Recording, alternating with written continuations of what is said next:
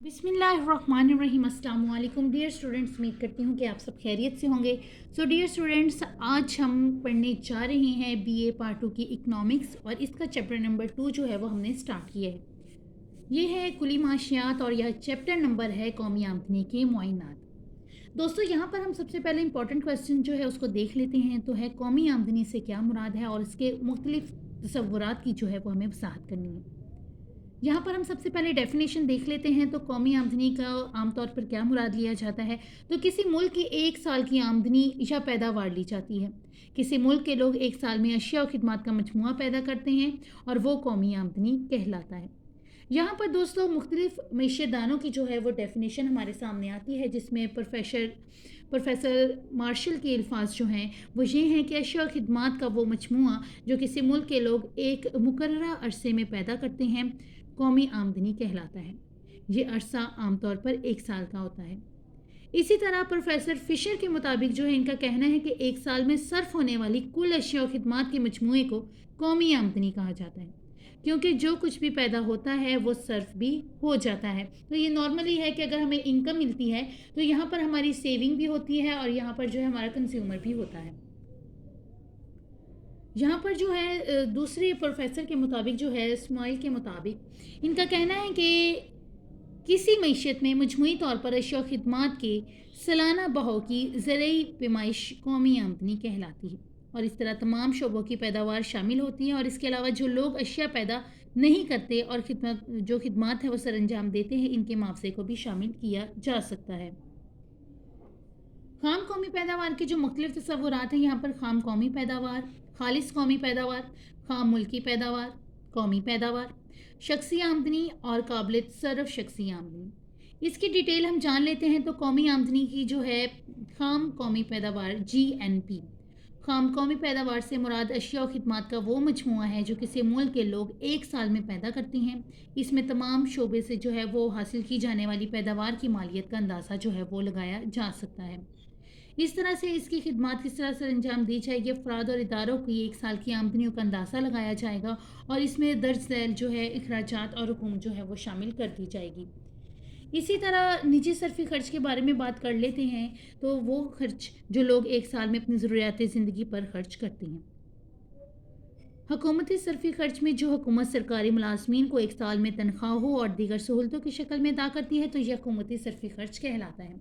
निजी सरमायाकारी के बारे में बात कर लेते हैं। तो वो सरमायाकारी जो लोग अपनी बचतों या फिर कर्ज लेकर करते हैं। तो बैंक से लोन लेकर जो है हम अपना कारोबार में जो है इन्वेस्टमेंट कर सकते हैं। तो इस तरह से ये हमारी निजी सरमायाकारी होगी। जैसे हम एक स्कूल बना लेते हैं या कॉलेज बना लेते हैं, इसकी इन्वेस्टमेंट भी हम खुद करते हैं और ये बिल्डिंग हमारी अपनी हो या हम रेंट पर ली हो, इसका किराया, इसके अखराजात जो है वो हमें खुद बर्दाश्त करने होते हैं।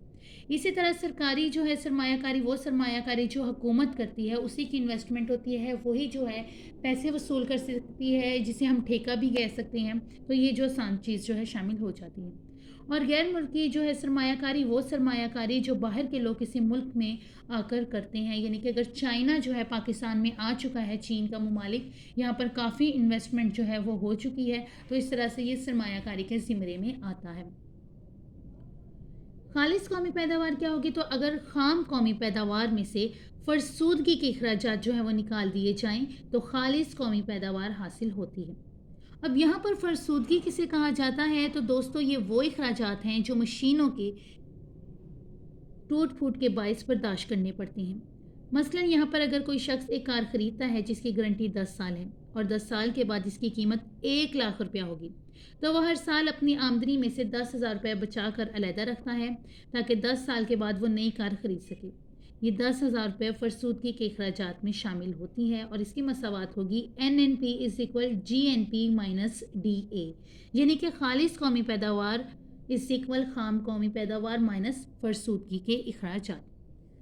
खाम मुल्की पैदावार के बारे में जान लेते हैं। तो खाम मुल्की पैदावार से मुराद किसी मुल्क के सिर्फ अंदरूनी ज़राए से हासिल होने वाली आमदनी ली जाती है और ये वो आमदनी होती है जो कोई मुल्क एक साल में सिर्फी मुल्क या अंदरूनी ज़राए की ज़रिए जो है मदद से पैदा करता है। और अगर खाम कौमी पैदावार में से गैर मुल्की या बैरूनी ज़राए से हासिल होने वाली आमदनी निकाल दी जाए तो खाम मुल्की पैदावार हासिल हो जाती है। اس کی مساوات کچھ ایسے ہوگی کہ خام ملکی پیداوار از اکول خام قومی پیداوار مائنس بیرونی ذرائع سے حاصل کردہ آمدنی۔ اب یہاں پر ہم دیکھ لیتے ہیں کہ قومی آمدنی میں کیا بتایا جا رہا ہے، یعنی کہ عاملین پیدائش کے معاوضوں کے لحاظ سے تو قومی آمدنی کو 4 عاملین پیدائش میں جو ہے وہ مل کر پیدا کرتی ہے، جو ہم نے تقریباً فرسٹ ایئر سے ہی پڑھا ہوتا ہے، جس میں کیا آتا ہے زمین، محنت، سرمایہ اور تنظیم۔ یہ عاملین پیدائش اپنی خدمات کا معاوضہ کیسے لیتے ہیں یہ بھی ہم پڑھ چکے ہیں، لیکن میں آپ کو یہاں پر یہ بھی بتاتی چلوں کہ یہ ہے جو ان کا معاوضہ ہے وہ لگان، اجرت، سود اور منافع کی شکل میں وصول کیا جاتا ہے، اور اگر ان معاوضوں کو جمع کر لیا جائے تو قومی آمدنی حاصل ہو جاتی ہے۔ اس کی مساوات کچھ اس طرح سے ہوگی کہ قومی آمدنی از اکول لگان جمع اجرت جمع سود، اور اس میں جمع کر دیا جائے منافع کو۔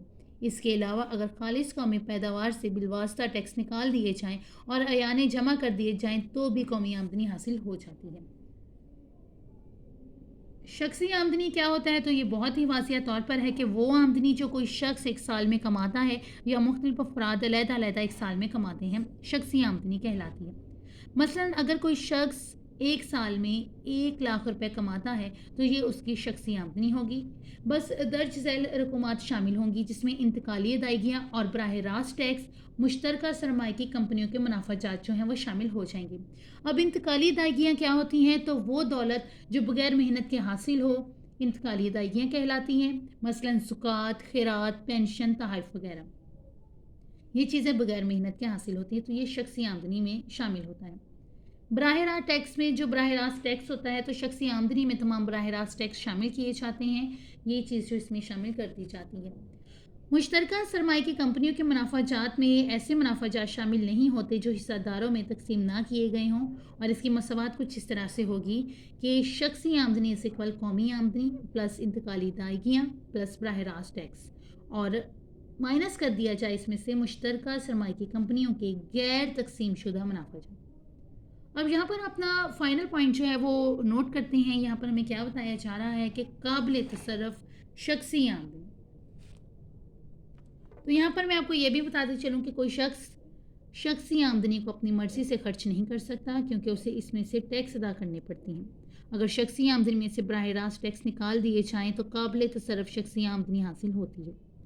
مثلاً اگر کسی شخص کی سالانہ آمدنی 1,00,000 روپیہ ہو تو اس میں سے 10,000 روپے ٹیکس ادا کرنا پڑے تو باقی 90,000 روپے قابل تصرف شخصی آمدنی ہوگی، جسے وہ اپنی مرضی سے خرچ کر سکے گا۔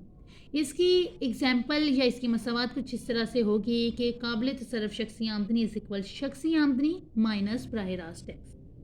تو دوستو آج کا ہمارا جو ہے فرسٹ لیکچر کمپلیٹ ہوتا ہے۔ نیوز پوائنٹ HT کے ساتھ جڑے رہنے کا شکریہ، اپنا بہت سارا خیال رکھیے گا، لیکن اگر اس سے ریلیٹڈ آپ کا کوئی کویسچن ہو تو آپ وہ ہم سے پوچھ سکتے ہیں کمنٹ کر کے، میسج کر کے۔ ہمارے ساتھ جڑے رہنے کا شکریہ، اپنا بہت سارا خیال رکھیے گا، اللہ حافظ۔